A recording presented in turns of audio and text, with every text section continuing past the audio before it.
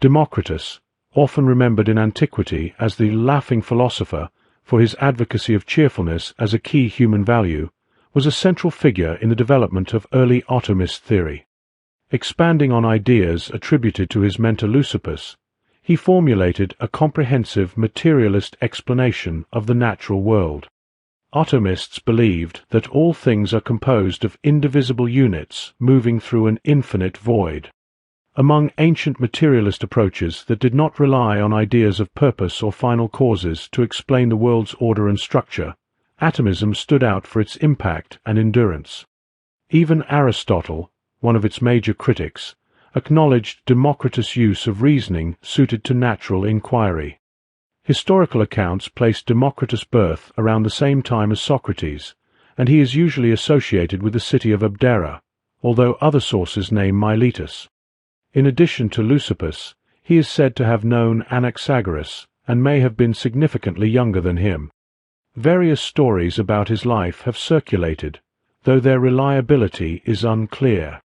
None of Democritus' own writings have survived in complete form, and much of what is known about his views comes through indirect sources, some of which are contradictory or incomplete. The most substantial information is preserved through Aristotle, who treated Democritus as a significant alternative voice in natural philosophy. Aristotle even wrote a dedicated study of Democritus, but only scattered excerpts from it remain in later texts. While Leucippus likely originated some of the key ideas, most of what is known about atomism is tied to Democritus, whose work is considered the more systematic and developed form of the theory. A wide range of writings is attributed to Democritus, spanning subjects like ethics, physics, mathematics, music, and cosmology. Among them, two treatises, referred to as the Greater and Lesser World Systems, are sometimes credited to him, although ancient sources like Theophrastus attribute the former to Leucippus. There is also considerable debate about the authenticity of various ethical sayings ascribed to Democritus. An anthology compiled in late antiquity includes two sets of such maxims, one attributed to him and another to a possibly fictional figure named Democritus. Some scholars treat both collections as reflecting Democritus' thought, though questions remain about how these ethical teachings relate to his atomist philosophy. Ancient accounts present atomism as part of a broader effort by early Greek thinkers to respond to the philosophical challenge posed by Parmenides. Although not all scholars agree on this framing, it remains the dominant interpretation today. Parmenides was understood to have denied the reality of change, arguing that it is logically impossible because it would require something to arise from what is not, a notion he found incoherent. In response, Leucippus and Democritus, along with other pluralist thinkers like Empedocles and Anaxagoras, proposed systems to explain how change can occur without requiring something to come from nothing. These systems generally held that there are multiple enduring elements, which themselves do not change, but shift and rearrange to account for the world of appearance. For the atomists, these elements were indivisible particles called atoms. According to the atomist view, the natural world is composed of two fundamentally distinct realities, atoms and void. The atoms, whose name comes from the Greek term meaning indivisible, are infinite in number and differ in size and shape. They are completely solid, lacking any internal gaps, and exist within a boundless void. These atoms move through the void, bouncing off each other or joining into combinations by means of small projections on their surfaces, which interlock. Though they can move and combine, they do not themselves change, and they cannot be created or destroyed. All observable changes in the world, such as transformation or growth, are explained as changes in the position or arrangement of atoms. The things we experience are ultimately clusters of these atoms, and while the atoms themselves are eternal, these clusters are not. As atoms move through the void, they are swept into circular movements that gather them into whirls, eventually forming worlds. These worlds, or cosmoi, arise from atomic collisions and will eventually dissolve in the same way. In affirming the existence of void, the atomists went against the traditional rejection of the idea of what is not, a position associated with Parmenides' follower Melissus. The atomists argued that void and full are equally real, claiming in a distinctive formula that one exists no more than the other. This view suggests that both being, the atoms, and non-being, the void, must be acknowledged. Void, they claimed, is essential for motion, since without empty space, there would be nowhere for bodies to move. Whereas Melissus had concluded from the impossibility of void that motion must also be impossible, the atomists turned the argument around, reasoning that because motion is evident, void must exist to make it possible. Some interpretations propose that Democritus understood void not as absolute space, but as the empty regions between atoms. This void is not seen as resisting motion. Rather, its defining trait is that it yields, in contrast to the resistance of solid atoms.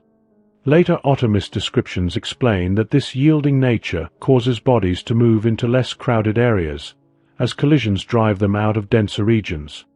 There has been ongoing debate about the nature and attributes of atoms in ancient atomist theory. While they clearly differ in size, it has even been claimed, though not without skepticism, that atoms might, in principle, reach dimensions comparable to that of a whole world, even if the atoms in this world are imperceptibly small. The shapes of atoms are said to be infinitely varied. It was argued that no particular shape is more likely than another, implying the randomness of atomic form. Their irregular surfaces, often imagined with hooks or barbs, allow them to link together and form stable compounds. Whether these atoms were seen as indivisible in concept or simply indivisible in practice remains uncertain. While they are regarded as having a minimal size limit, their possession of features like contact and shape seems to suggest that they might have parts in some abstract or mathematical sense, if not physically.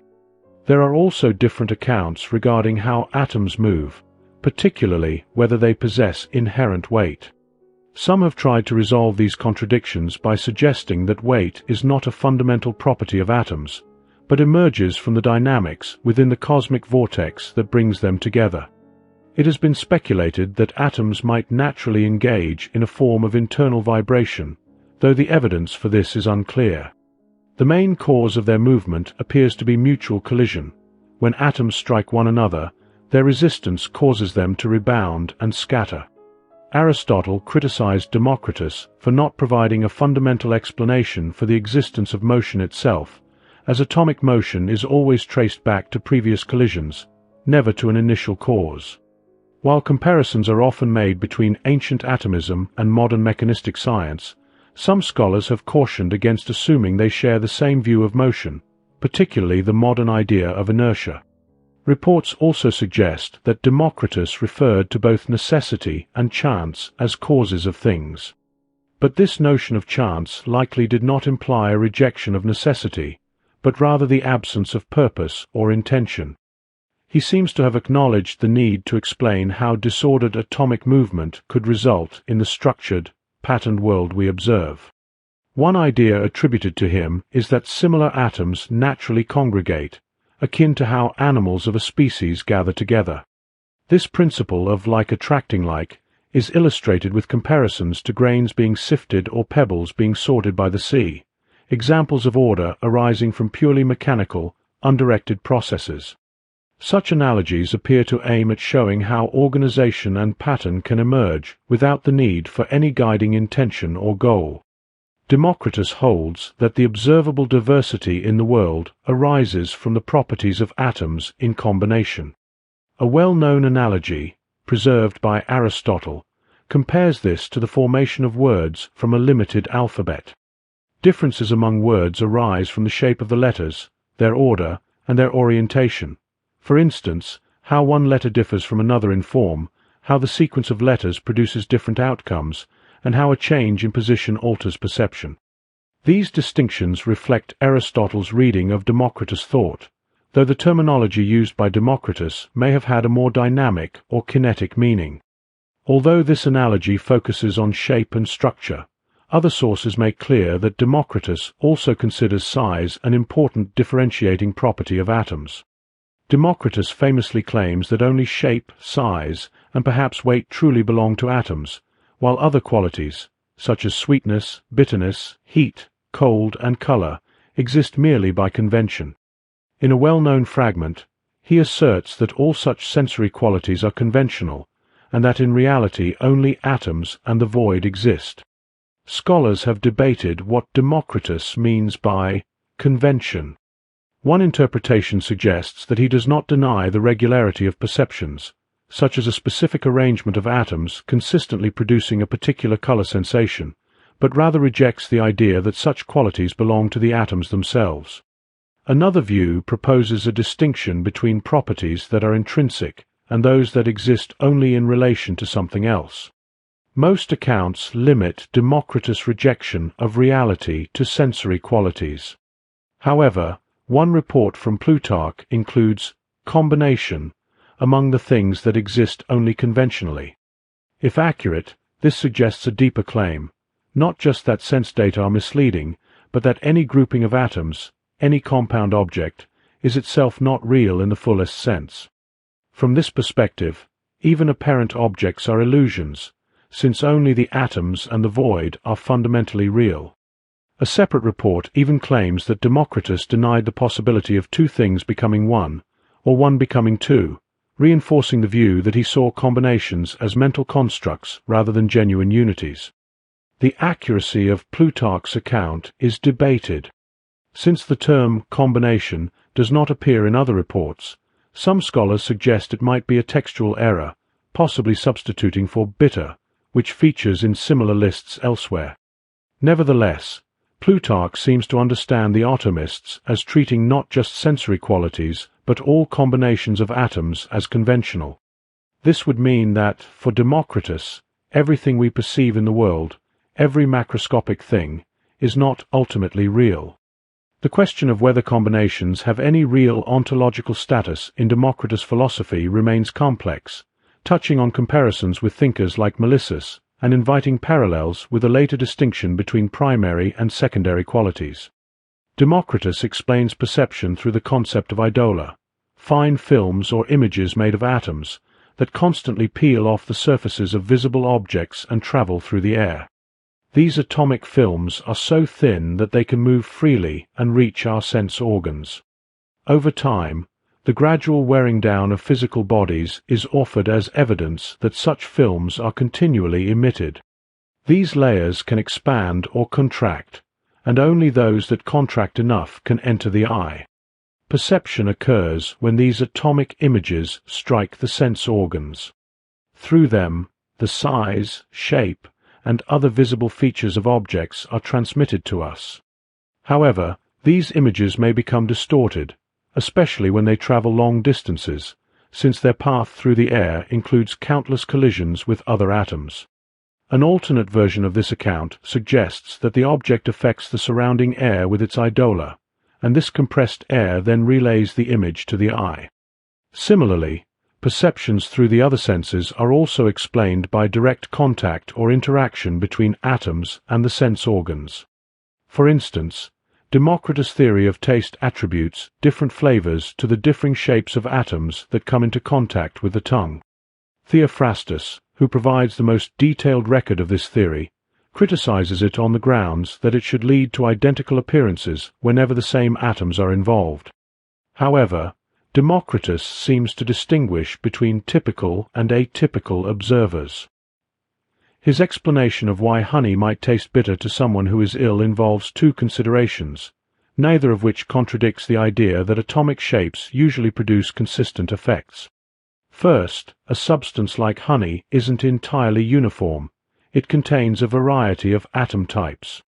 Its usual taste is determined by the dominant atomic shape, but minority types are still present.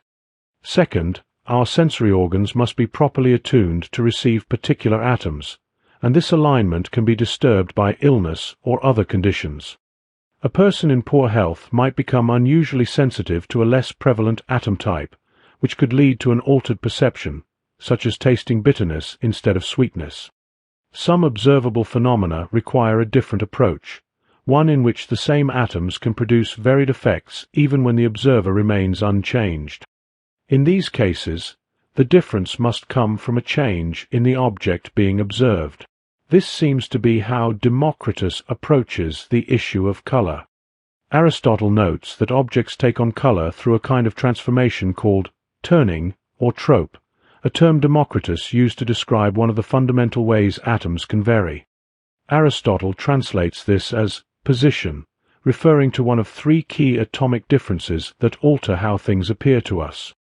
Because of this, color is not attributed to atoms themselves. A further explanation can be found in Lucretius, who points out that if something like the sea were truly made of blue atoms, it could not appear white under changing conditions. When we watch the sea turn from blue to white, we are not seeing a change in the atoms themselves, but in their arrangement. The implication is that something can give the appearance of a property without possessing it, but something that truly has the property cannot appear to lack it. Since atoms are thought to remain constant in their inherent characteristics, differences in perception must result from changes in how atoms are arranged in relation to each other.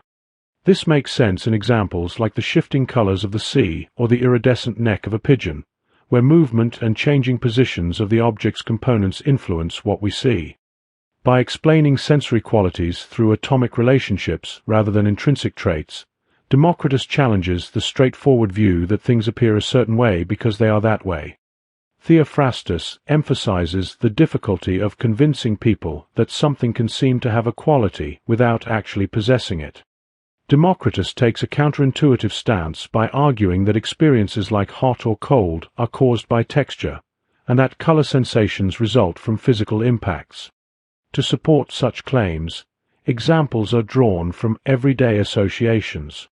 For instance, heat is said to arise from spherical atoms because their shape allows for swift motion, which aligns with the everyday idea that faster movement produces heat. There is also the suggestion that larger empty spaces, rather than just rarefaction, are themselves connected to heat due to enabling more motion. Aristotle sometimes faults Democritus for suggesting that all sensory experiences, sight, sound, smell, taste, are ultimately based in touch. The full implications of this view remain unclear, as the ancient sources do not elaborate on what touch entails. But Democritus appears not to distinguish between touch and simple contact. He may see it as self-evident that physical properties like size, shape, and texture are transmitted through direct impact. Like many early natural philosophers, Democritus appears to have used the term psyche to describe the unique aspect of living beings responsible for their life activities. Aristotle reports that Democritus believed the soul was made up of a single type of atom, specifically fire atoms. This likely stemmed from the connection between life and warmth, and the notion that the round shape and high mobility of fire atoms was suited to a soul understood as the source of movement. Democritus also seems to have believed that thinking results from physical motions of atoms. Some take this to mean that he rejected the idea of an individual soul surviving after death, although surviving accounts are not entirely consistent on this point.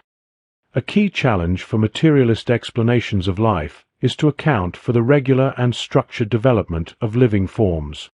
While the atomist model succeeds in showing how a limited set of atomic properties and random interactions can yield diverse and even pattern phenomena in nature, the complexity and purpose-like structure of living organisms are harder to explain within that framework. Democritus appears to have proposed a theory of reproduction where every part of the body contributes material to the reproductive seed. Both mother and father were thought to supply such material.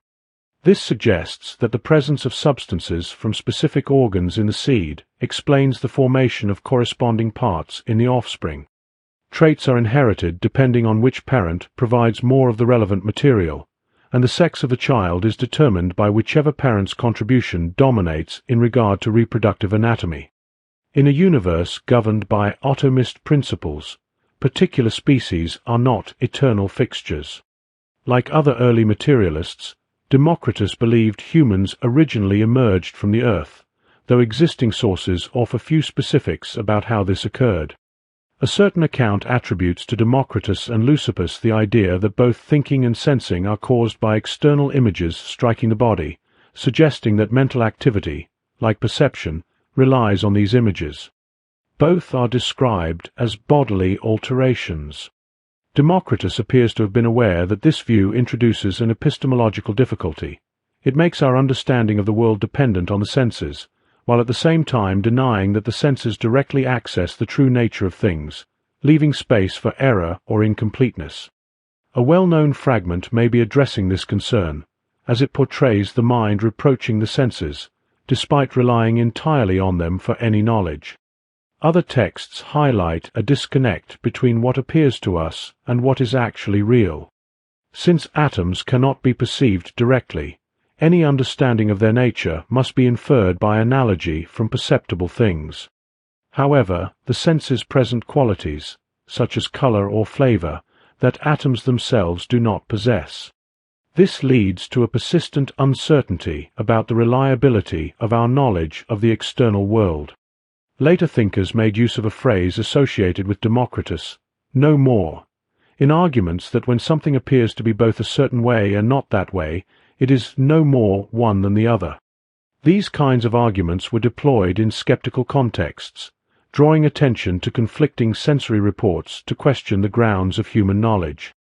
Democritus, however, does not seem to adopt a fully skeptical position, though he clearly reflects on the limits of what we can know. The theory that we receive knowledge through images from outside is also central to Democritus' view of the gods.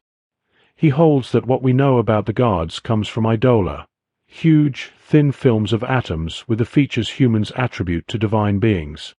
Although he denies their immortality, it is debated whether he intended this as a critique of traditional religion by reducing gods to mere appearances, or whether he genuinely believed these idola to be real, living beings. While later periods often labeled atomism as a form of atheism, it remains uncertain whether Democritus himself held that position. The idea that there must be indivisible units of magnitude appears to arise in response to Zeno of Elea's paradoxes, which challenge the notion of infinite divisibility by showing the problems that follow if extension is composed of endlessly divisible parts. The atomists likely proposed that there is a limit to divisibility in order to sidestep such difficulties. Still, it remains uncertain in what exact way the atoms are considered indivisible, or how this connects to the broader idea of minimal magnitudes. One interpretation is that the atomists did not clearly separate the notion of physical indivisibility from theoretical indivisibility. The physical indivisibility of atoms seems to rest on their solidity. Since they contain no void within, they cannot be split. Meanwhile, the presence of void between atoms is what allows them to be moved apart. A later commentator even suggests that if atoms were to come into direct contact, they would merge, which implies that true contact is impossible.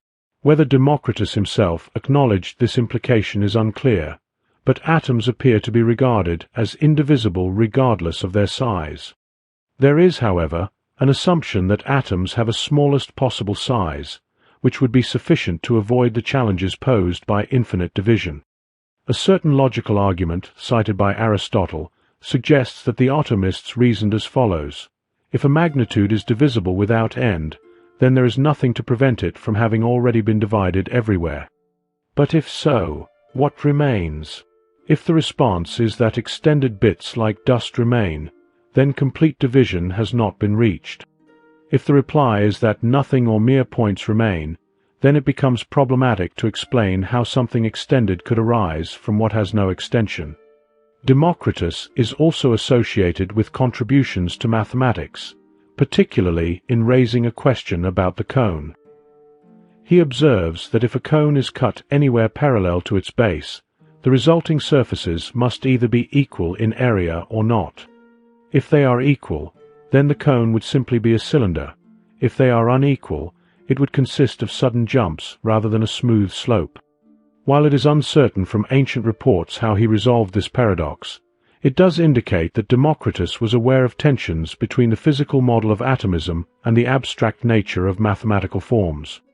The surviving accounts of Democritus' ethical thought present various challenges for interpretation, especially when it comes to determining which sayings can genuinely be attributed to him. Unlike the relatively systematic material on his natural philosophy, the ethical fragments are mostly isolated maxims quoted without broader explanation or argument. Many resemble familiar moral reflections that could fit within different philosophical traditions, making it hard to piece together a unified ethical doctrine. Some scholars note that these sayings reflect a Socratic tone, emphasizing the role of personal understanding in achieving happiness. There are also elements that seem to foreshadow themes found in the later ethics of Epicurus. Whether Democritus' ethical ideas are meaningfully connected to his atomist worldview remains a debated question. Some argue that his ethical naturalism reflects his materialist view of the soul and a dismissal of any need for divine foundations for morality. Others, however, are more cautious about asserting a strong link between his ethics and his physics. Nevertheless, the fragments suggest that Democritus promoted a kind of thoughtful hedonism, where the highest good is understood not as something external, but as a stable, inner state of contentment. This state is described in various ways, including as calmness or cheerfulness, and often defined through the absence of negative feelings such as fear. Several fragments highlight the importance of moderation and careful attention in the pursuit of pleasure, stressing the value of limiting desires and reducing reliance on chance or fortune. The texts also emphasize the human capacity to shape life through learning and creative skill, proposing that ethical living resembles a form of self-care, akin to how medicine tends to the health of the body. Additionally, there are reflections on the natural formation of social groups, pointing to a view of community as a basic human inclination. Although the evidence is not definitive, Democritus may be credited with an early theory concerning the historical development of human societies. In contrast to the Hesiodic view, which imagines a golden age in the past followed by a decline into the present, there is an alternative perspective that may have originated with Democritus. This view suggests that human life began in a manner similar to that of animals, gradually evolving into communities formed for mutual support. It also describes the development of language, crafts, and agriculture. While the specific text does not mention Democritus directly, he is considered the most likely source of this theory. If Democritus did indeed propose this view, it would indicate that he took seriously the need to explain the origins of all aspects of human life. He did not assume that human institutions were eternal or divine in origin. Instead, his explanations imply that human culture emerged in response to necessity and environmental challenges. Scholars have suggested that the vastness of the atomist universe, along with the countless combinations and arrangements that could arise by chance, played a key role in his explanation of how human institutions could come into being without relying on teleological or theological assumptions. While the evidence remains inconclusive, it seems plausible that Democritus offered a coherent and fundamental account of the natural world that addressed a wide range of phenomena.